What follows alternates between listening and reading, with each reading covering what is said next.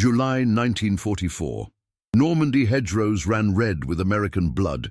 Every tank crew knew the sound, the Tiger's 88mm gun tearing through Sherman armor like paper. Conventional rounds bounced off German steel. Battalions were being slaughtered. Then Aberdeen Proving Ground delivered a package to the front lines. A single wooden crate marked, "Classified, Urgent Field Trial." Inside were rounds that shouldn't exist. What happened next made German intelligence officers question the laws of physics itself. June 14, 1944, 04:37 hours, Carentan, France. The morning fog carried the acrid stench of burning diesel and scorched metal. Captain James Morrison of the 2nd Armored Division crouched behind the smoking wreckage of what had been his 4th Sherman tank in 6 days. The temperature hovered at 48 degrees Fahrenheit, but sweat soaked through his uniform. Around him, the French countryside bore scars of repeated American armor assaults, craters pockmarking wheat fields, blackened hulls marking where good men had died inside steel coffins. The strategic situation was brutally simple. American armor was being systematically destroyed. The German Tiger I tank, weighing 60 tons with frontal armor measuring 100 millimeters thick, had become an unstoppable killing machine. Intelligence reports documented the massacre in cold numbers. Casualty ratios of 5 American Shermans lost for every Tiger disabled. In the first 2 weeks of the Normandy campaign, Allied forces had lost 481 tanks. German defensive positions, anchored by Tigers and Panthers, had created choke points that turned every advance into a killing field. Morrison had watched the pattern repeat itself with sickening predictability. American M4 Shermans, equipped with standard 75mm guns, firing M61 armor-piercing rounds, would engage Tigers at ranges of 800 to 1,200 yards. The American shells would strike German armor and ricochet harmlessly skyward, leaving only paint scratches. Then the Tiger's 88mm gun would respond. One shot, one dead Sherman. The German round would punch through American armor, detonate inside the crew compartment, and turn 5 men into statistics. Morrison had lost 19 crewmen under his command. He knew their names, their hometowns, the photographs of sweethearts they kept folded in breast pockets. The fundamental problem was metallurgical. German armor-grade steel, properly face-hardened with nickel-chromium alloys, possessed a Brinell hardness rating exceeding 250. American armor-piercing rounds, designed in 1941 based on pre-war intelligence estimates, simply lacked the penetration capability. When a standard AP round struck Tiger armor at oblique angles, which battlefield geometry made inevitable, the projectile would shatter on impact or deflect without penetrating. Multiple after-action reports documented the same devastating conclusion. American tank crews were dying because their ammunition couldn't hurt the enemy. The strategic implications extended beyond tactical engagements. General Omar Bradley's plans for the Normandy breakout required mobile armored formations to exploit gaps in German lines. But American commanders were terrified to commit armor against prepared German positions. Tank crews, knowing their vehicles were death traps against Tigers, experienced morale collapse. Replacement crews arriving from training centers in Fort Knox were being thrown into combat with life expectancies measured in days.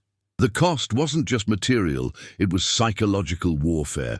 German propaganda broadcasts mocked American tin cans, and they weren't wrong.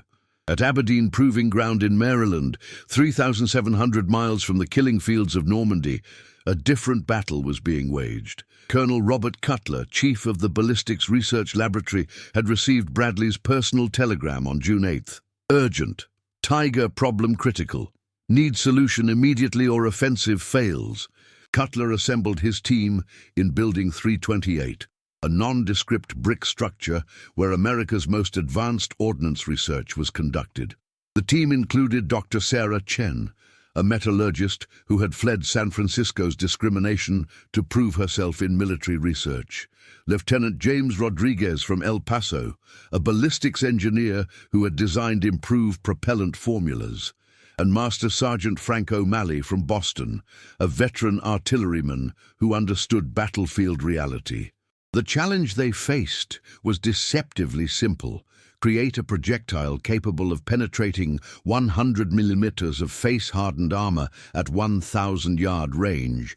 Do it with existing American 76mm tank guns to avoid requiring weapon replacements, and deliver functional ammunition to France within 30 days.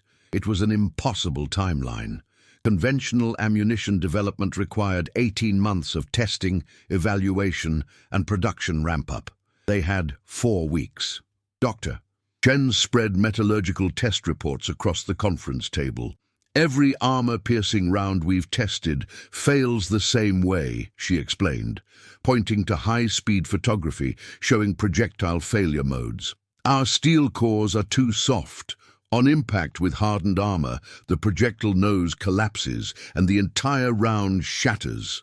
We need a penetrator material that's harder than what we're shooting at, but our industrial capacity can't produce tungsten carbide cores in meaningful quantities. Rodriguez proposed a radical solution based on research the British had shared from their own desperate anti-Tiger efforts: high-velocity armor-piercing composite rigid ammunition. The concept inverted traditional design philosophy. Instead of a soft steel shell carrying a hard core, create a projectile where the entire penetrator was made from ultra-hard material surrounded by a lightweight jacket that would break away on impact. The challenge was material science. Tungsten carbide was the obvious choice. Rockwell hardness of 70 compared to 20 to 25 for conventional steel, but domestic tungsten supplies were consumed by machine tool production. American industry needed tungsten to manufacture the cutting tools that made everything else. O'Malley interrupted with battlefield pragmatism. I don't care what it's made of. Can it kill a tiger? Can we make enough of them? Can a regular tank crew load it without special equipment? These were the questions that mattered. Theoretical superiority meant nothing if ammunition couldn't be manufactured, shipped to France, distributed to frontline units, and fired by exhausted crews under combat conditions. The breakthrough came from an unexpected source.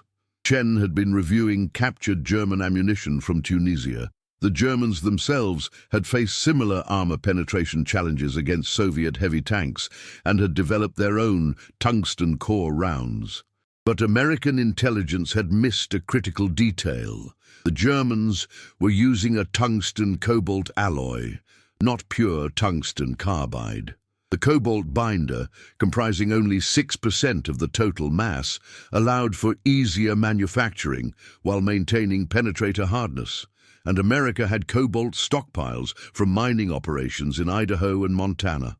On June 17, 1944, Cutler's team fired their first experimental round at Aberdeen's armor test range. The target, a section of captured Tiger frontal armor, properly mounted at combat-realistic angles.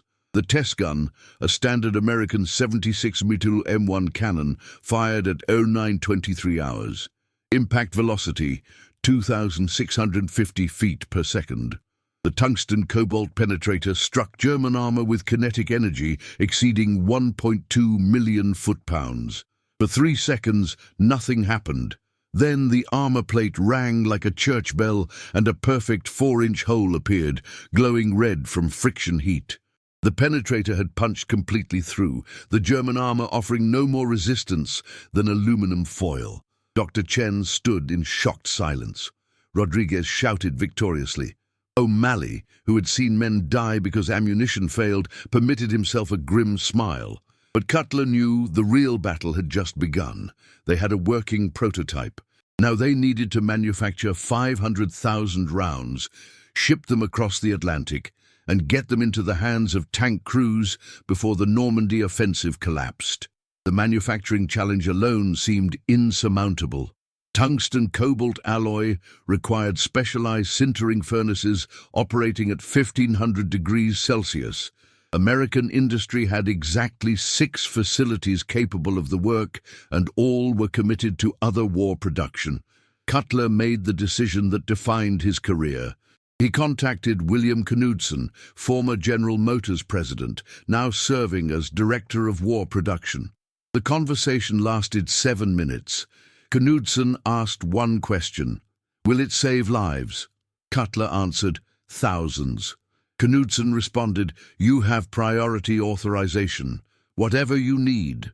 Within 48 hours, 3 automotive factories in Detroit that had been producing aircraft engine components were converted to ammunition production. Tool and die makers worked 18-hour shifts fabricating specialized equipment. Raw tungsten was redirected from machine tool manufacturers who complained bitterly until told the reason. Cobalt stocks were released from strategic reserves.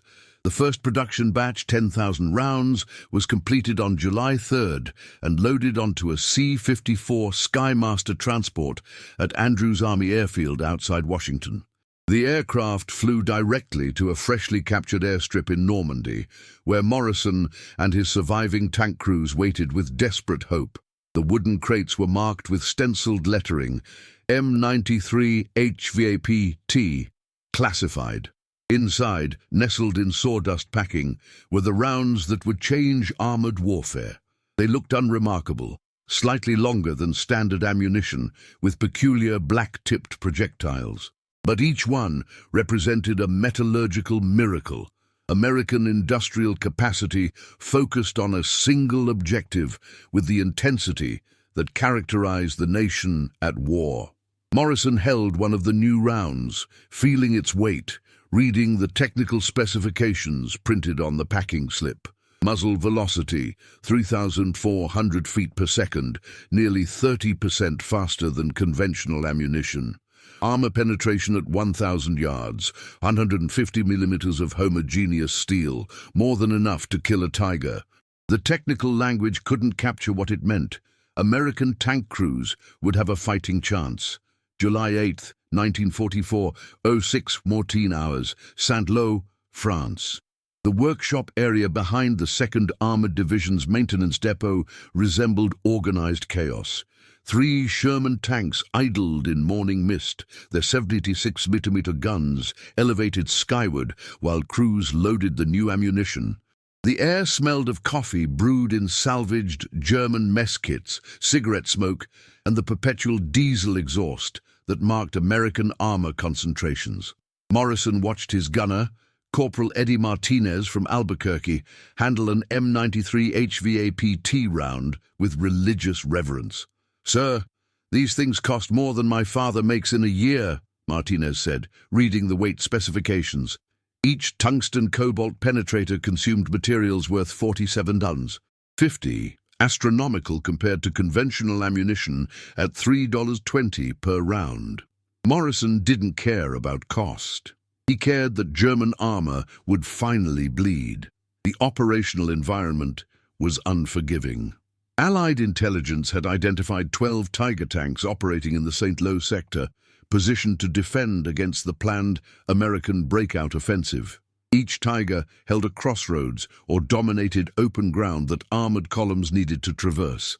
Standard tactical doctrine, bypass and call-in air support, had proven inadequate. Cloud cover and German anti-aircraft defenses had grounded close air support missions for 6 of the past 9 days. The Tigers had to be destroyed by ground forces, and that meant American tanks had to win gun duels against superior German armor. The training challenges emerged immediately. Martinez, who could load standard ammunition in 4 seconds, struggled with the new rounds. M93 projectiles were longer and heavier, requiring modified loading procedures. The round had to be aligned precisely with the breech, or the rotating band would catch. 3 training rounds were damaged during practice drills, their tungsten cores potentially compromised. Morrison watched precious ammunition being wasted and felt his stomach knot. Each damaged round represented another Sherman that might die because it lacked effective ammunition. Sergeant O'Malley, flown in from Aberdeen to provide technical support, demonstrated proper loading technique. The round center of gravity is forward because of the tungsten core, he explained, showing crews how to grip the projectile. You've got to support the weight differently. Let the round's natural balance guide it into the breach. Don't force it, don't rush it, just smooth and steady. The tank crews, accustomed to combat loading speeds that emphasized frantic urgency, had to unlearn muscle memory and adopt new procedures under time pressure. The mechanical challenges extended beyond loading. The M93's higher muzzage velocity generated 22% more chamber pressure than standard ammunition. Gun barrels designed for conventional loads were being subjected to stresses beyond their rated specifications. The Ordnance Department had certified the ammunition as safe, but certifications, written in Maryland offices, didn't account for weapons that had already fired thousands of rounds in combat. Gun tubes showed accelerated wear, and 2 barrels cracked during test firing, requiring emergency replacement. The 2nd Armored Division's maintenance officer, Major Richard Sullivan, from Detroit, implemented mandatory barrel inspections after every 50 M93 rounds fired, a logistical burden that consumed scarce maintenance time. Supply chain complications created constant anxiety. The initial 10,000-round shipment had to support not just the 2nd Armored Division, but also elements of the 4th Armored Division and tank destroyer battalions equipped with 76mm guns. Ammunition was allocated based on priority. Units facing confirmed Tiger threats received 100 rounds per vehicle, others received 30 rounds as reserve. Morrison's company received 750 rounds for 9 operational tanks, enough for approximately 1 engagement per vehicle before reverting to conventional ammunition. The mathematics of scarcity haunted every tactical decision. Wasting ammunition on soft targets was prohibited. The tungsten rounds were to be used exclusively against heavy armor. The environmental challenges of the Norman countryside complicated everything. Hedgerow terrain, with its sunken roads and limited visibility, reduced effective engagement ranges to 400 to 600 yards, short enough that even conventional ammunition might penetrate Tiger side armor. But tactical geometry worked against American forces. Tigers positioned in defensive positions with favorable fields of fire could engage at ranges where they held every advantage. American doctrine emphasized maneuver, using speed and numbers to flank German armor. But the M93 ammunition offered a different option: stand and fight, trusting superior American gunnery to win frontal duels. Morrison's crews trained obsessively. Martinez drilled loading procedures until he could chamber M93 rounds in 6 seconds, not as fast as conventional ammunition, but acceptable under combat conditions. The gunner, Specialist Thomas Anderson from Wisconsin, practiced engagement sequences on a makeshift range using disabled German vehicles as targets. The firing procedure differed from standard doctrine. The M93's flatter trajectory required different range estimation. The higher velocity meant less lead when engaging moving targets, and the tracer element burned with unusual brilliance that could betray firing positions to German observers. On July 12th, Morrison's company received orders for combat operations. The objective: clear German armor from defensive positions blocking Route 172, a critical crossroads that American forces needed for the planned offensive. Intelligence confirmed 2 Tigers operating in the sector, supported by infantry and dug-in anti-tank guns. The mission briefing occurred in a damaged French farmhouse, with officers studying maps by candlelight. The attack would commence at dawn on July 13th, with Morrison's platoon in the lead.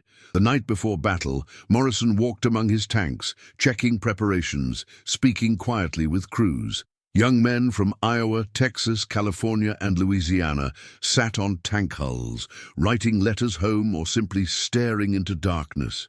They knew the statistics. They had seen Shermans burn. The new ammunition offered hope, but hope didn't guarantee survival. Martinez showed Morrison a photograph of his younger brother who had enlisted and was training at Fort Knox. "You think this stuff really works, sir?" Martinez asked. Morrison wanted to offer certainty but settled for honesty. We'll find out tomorrow. The industrial effort that made this moment possible continued without pause. In Detroit, 3 factories operated continuously, manufacturing tungsten cobalt cores. Workers, many of them women who had taken factory jobs when husbands and brothers shipped overseas, operated sintering furnaces in stifling heat.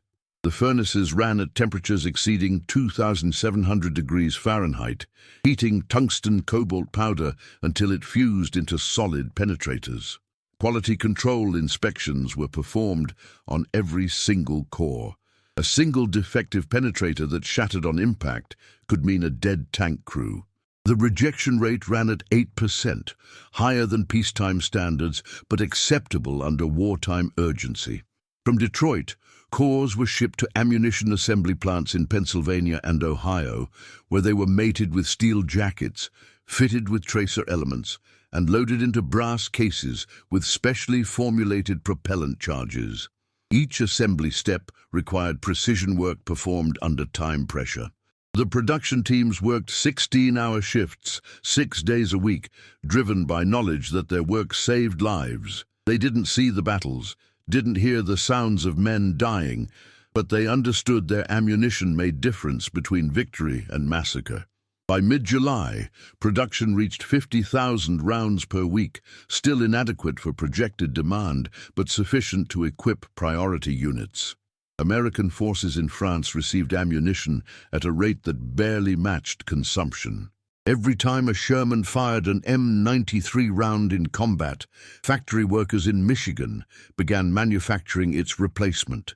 The logistics chain stretched across an ocean, from Midwest factories to Atlantic ports, across submarine-infested waters, into French depots, and finally to frontline tank companies.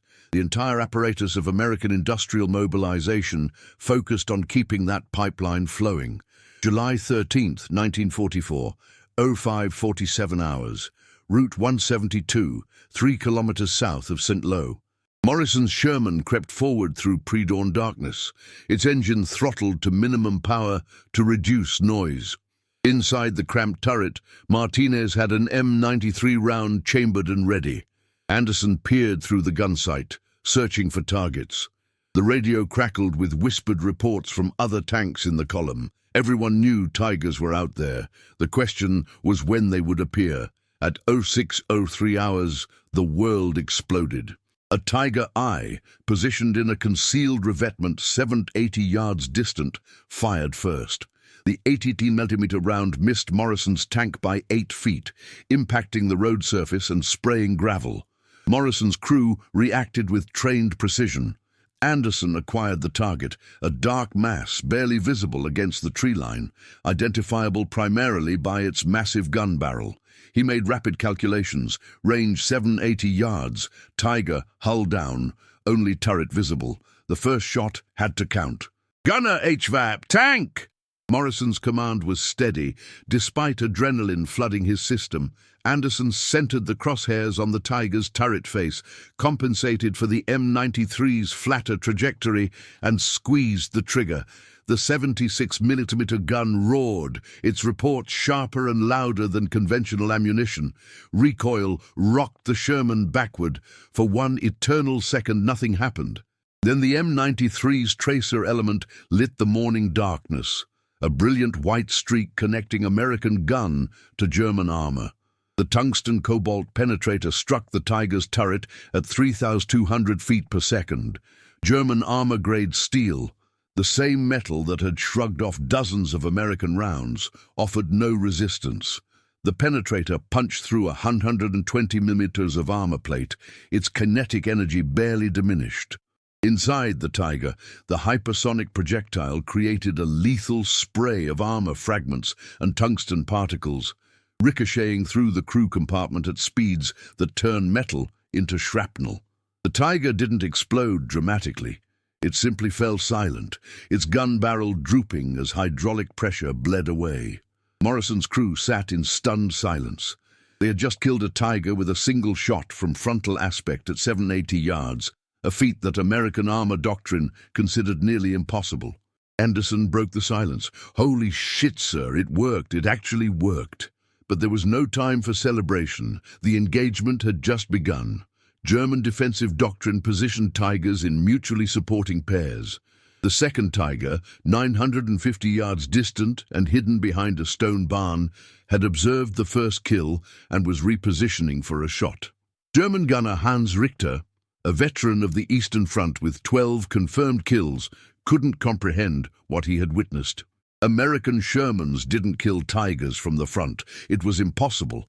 His training, his experience, his understanding of armored warfare said the first Tiger had been hit by a lucky shot to weak armor, or perhaps struck by concealed anti-tank gun. Richter traversed his turret, acquiring Morrison's Sherman in his gun sight, but doubt slowed his reactions. The impossible had just happened. If American tanks now possessed ammunition capable of frontal penetrations, everything German tankers believed about tactical superiority was wrong. Richter hesitated for 3 seconds, double-checking his sight picture, confirming the range. Those 3 seconds cost him his life. Morrison's platoon had identified the second Tiger's position from its muzzle flash. Sergeant Davis's Sherman, positioned 200 yards to Morrison's right, fired first. Another M93 round, another brilliant tracer streak, another impossible penetration. Davis's shot struck the Tiger's lower hull, punched through 80 millimeters of armor, angled at 20 degrees, and detonated the ammunition storage. The Tiger's turret lifted 6 feet into the air, propelled by explosive detonation of 92 rounds of 88mm ammunition, cooking off simultaneously. When the smoke cleared, the Tiger was a burning wreck. 2 Tigers destroyed in 90 seconds. The tactical implications rippled through German command networks. Radio intercepts, captured later by Allied intelligence, revealed German confusion. Tiger crews reported new American superweapon, described penetrations that shouldn't be possible, requested immediate tactical guidance. German armor doctrine had been built on the presumption of invulnerability to American tank fire. That presumption had just been demolished. Lieutenant Colonel Ernst Bakey, commanding the Tiger Company, tried to process contradictory information. Reports from Normandy indicated American Shermans were killing Tigers from ranges and aspects where penetration had been considered impossible. His instinct was to dismiss the reports as exaggeration from panicked crews, but photographic evidence from disabled Tigers confirmed the impossible. Small diameter entry holes punched cleanly through armor that should have deflected American rounds. The holes showed none of the petaling and deformation characteristic of conventional penetrations.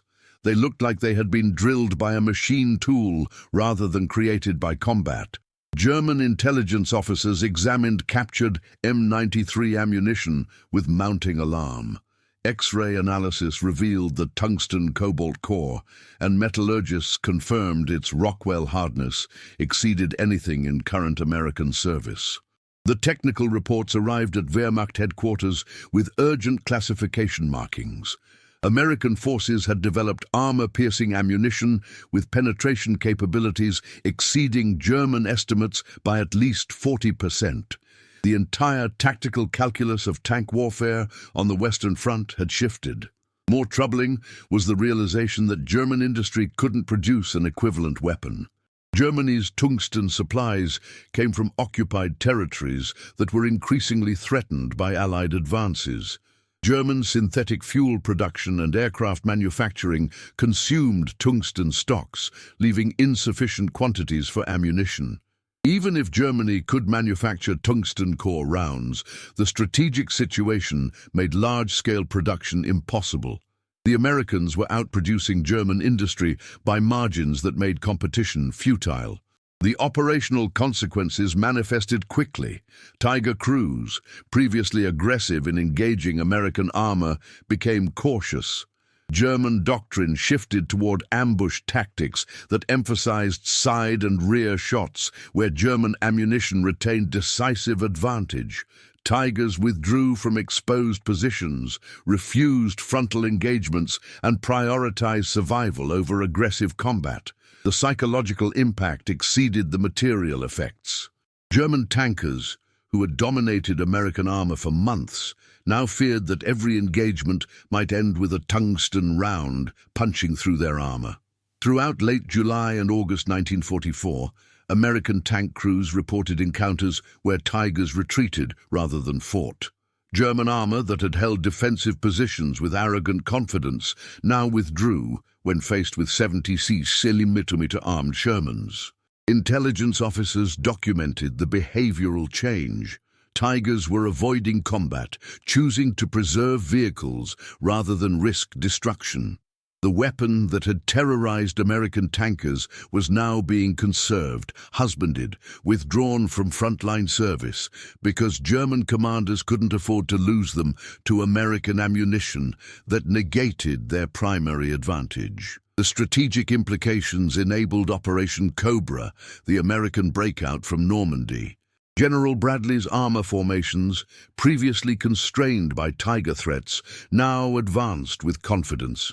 Tank destroyer battalions equipped with M93 ammunition hunted German armor aggressively. The casualty ratios that had favored German forces reversed. For every American tank lost, 2 German heavy tanks were destroyed. The mathematics of attrition, previously devastating to American forces, now worked against Germany. Morrison's company participated in the breakout operations, pushing east toward Mortagne and then Falaise. His tanks fired M93 ammunition in multiple engagements, each time with the same result: tungsten rounds penetrating German armor that conventional ammunition couldn't touch. Martinez became proficient at loading the specialized ammunition in 4 seconds. Anderson developed an instinctive feel for the flatter trajectory. The new ammunition transformed his Sherman from death trap into effective combat vehicle. They still lost tanks. German 80mm guns remained lethal. Mines and anti-tank weapons killed crews. But the helplessness had vanished. American tankers could fight back. May 8, 1945. Berlin had fallen. The Third Reich collapsed. In Washington, D.C., the War Department compiled operational statistics with bureaucratic thoroughness. Between July 1944 and May 1945, American forces had fired 2 million rounds of M93 HVAPT ammunition. Confirmed kills against German heavy armor exceeded 2,400 vehicles, including 847 Tiger I tanks, 412 Tiger II tanks, and over 1,200 Panther tanks. The casualty exchange ratio for American tanks equipped with M93 ammunition fighting German heavy armor was 1.31, meaning American forces lost only slightly more tanks than they destroyed. A remarkable achievement given German armor's technical superiority. More significant than the numbers was the strategic transformation. The M93 ammunition had neutralized Germany's heavy armor advantage at the precise moment when Allied forces needed to break out of Normandy and drive toward Germany. Military historians would later argue that without tungsten core ammunition, the Normandy campaign might have stalled, prolonged the war, and resulted in tens of thousands of additional casualties. The rounds that German intelligence had described as impossible had changed the trajectory of the Western Front campaign. Captain Morrison, promoted to major and commanding a tank battalion by war's end, survived 12 major engagements and received the Silver Star for actions at St. Lo. He returned to his hometown of Lincoln, Nebraska in August 1945, walking down Main Street in uniform while neighbors who had known him since childhood waved American flags. He never spoke publicly about the tungsten rounds that had saved his life multiple times. The ammunition remained classified throughout the 1940s, its development details buried in War Department archives. Dr. Sarah Chen faced different challenges returning to civilian life. Despite her critical contributions to ammunition development, she encountered renewed discrimination when seeking employment at universities and research laboratories. Her wartime service remained classified, preventing her from listing her most significant professional achievements. She eventually found position at Caltech, where she pioneered research into advanced ceramics. Only after declassification in 1967 did her role in developing M93 ammunition become public knowledge. By then, she was recognized as one of America's foremost material scientists, but the recognition came decades after her most important work. Lieutenant James Rodriguez returned to El Paso and used GI Bill benefits to complete his engineering doctorate at MIT. His research into high-velocity ballistics informed post-war tank ammunition development. He never forgot that his formulas, transformed into actual projectiles, had saved American lives. In 1962, speaking at an Army Ordnance Conference, he stated, "We proved that American industrial capacity, when properly directed, could solve problems that seemed impossible. We had 30 days to develop ammunition that equaled German metallurgy developed over years. We succeeded because we had to. Failure meant dead Americans." Sergeant Frank O'Malley remained in the Army, retiring as a sergeant major in 1968 after 28 years of service. He trained generations of ordnance specialists, always emphasizing that technical excellence served a moral purpose. His students at Aberdeen Proving Ground heard the same lecture. Every round you manufacture might save somebody's life. Every quality control inspection you perform might be the difference between a soldier coming home or dying in a burning tank. This work matters. His commitment to quality became institutional culture at Army Ordnance facilities. The manufacturing workers in Detroit, Pennsylvania and Ohio who had produced 2 million tungsten cores returned to peacetime employment when contracts ended. Most never knew exactly how their work had been used or what impact it had achieved. They had worked brutal hours, operated dangerous equipment, and maintained quality standards under pressure because they believed their work mattered. They were correct. Their precision had translated directly into American lives saved. The M93 ammunition transformed post-war armor doctrine. American tank development abandoned the philosophy of producing cheap, numerous tanks with mediocre armament. The M26 Pershing tank, developed late in the war, incorporated lessons learned from M93's success. High-velocity guns capable of firing advanced ammunition were non-negotiable requirements. Post-war tank design prioritized firepower equality with potential adversaries. The Sherman's weakness against Tigers had taught American armor forces that quantity couldn't always compensate for quality. Future American tanks would never accept inferiority in gun performance. The industrial implications extended beyond military applications. Tungsten-cobalt alloy development, accelerated by wartime urgency, transformed civilian manufacturing. The same sintering processes developed for ammunition production enabled advanced cutting tools, drill bits, and industrial machinery components. American manufacturers gained decisive advantages in precision manufacturing because wartime investment had created technical capabilities that translated into peacetime productivity. The knowledge developed to kill German tanks helped build American economic dominance. In 1983, the History Channel produced a documentary about American armor in World War II. Morrison, then 74 years old and living in retirement in Lincoln, agreed to be interviewed. He spoke about St. Lo, about watching the first M93 round punch through Tiger armor, about what it meant to have ammunition that worked. "We went from being prey to being hunters," he said simply. "That tungsten round saved my life, saved my crew's lives, saved hundreds of tank crews. It changed everything." The interview was 6 minutes long. Morrison passed away in 1997, carried to his grave by veterans of the 2nd Armored Division. Dr. Chen lived to age 93, passing in 2019. Her obituary in the New York Times described her as a pioneer in materials science, mentioning her wartime contributions to advanced ammunition development.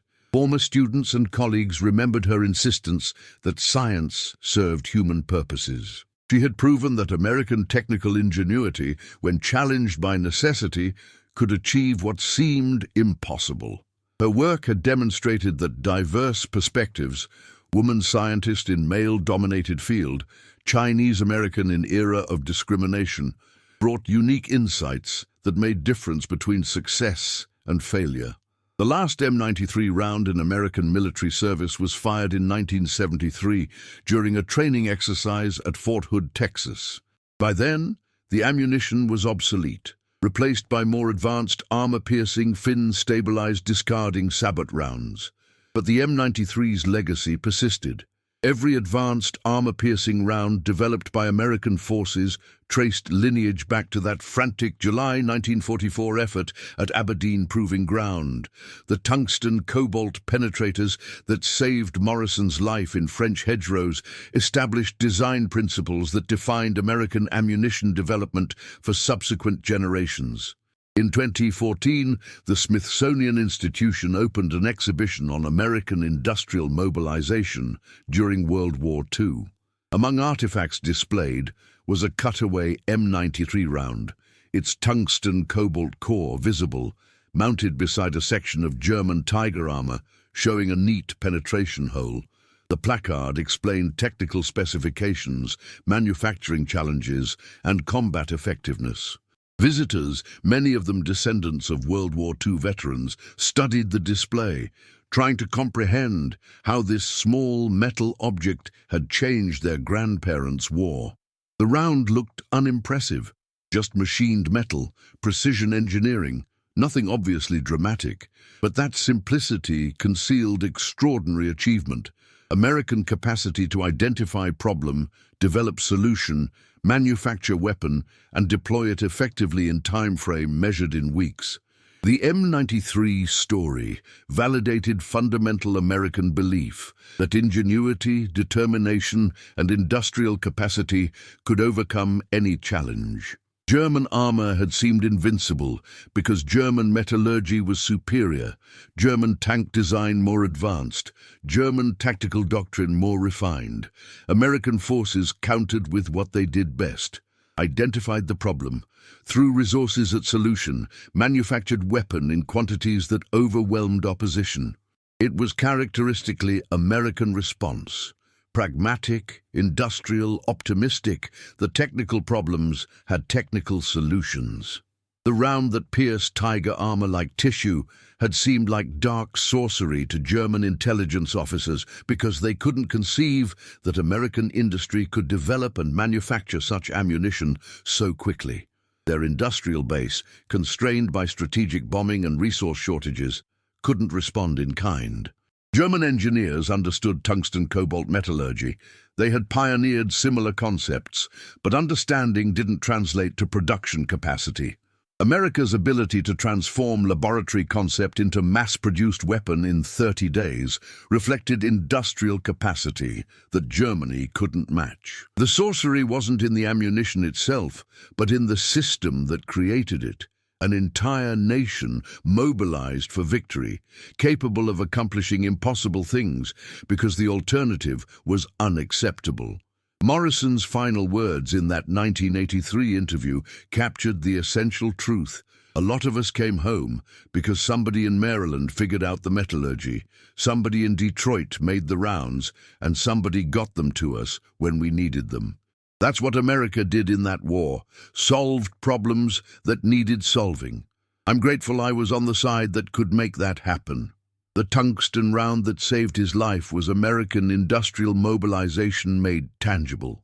A small metal object containing the determination of a nation that refused to accept defeat. Thank you for watching this remarkable story of American ingenuity and determination during World War II. If you enjoyed learning about the incredible M93 round that changed armored warfare, please hit that subscribe button and ring the notification bell so you never miss our deep dives into forgotten history. Drop a comment below and tell us, what other unknown World War II innovations should we explore? Your support helps us bring these incredible stories to light. Until next time, remember that history's greatest triumphs often came from ordinary people doing extraordinary things.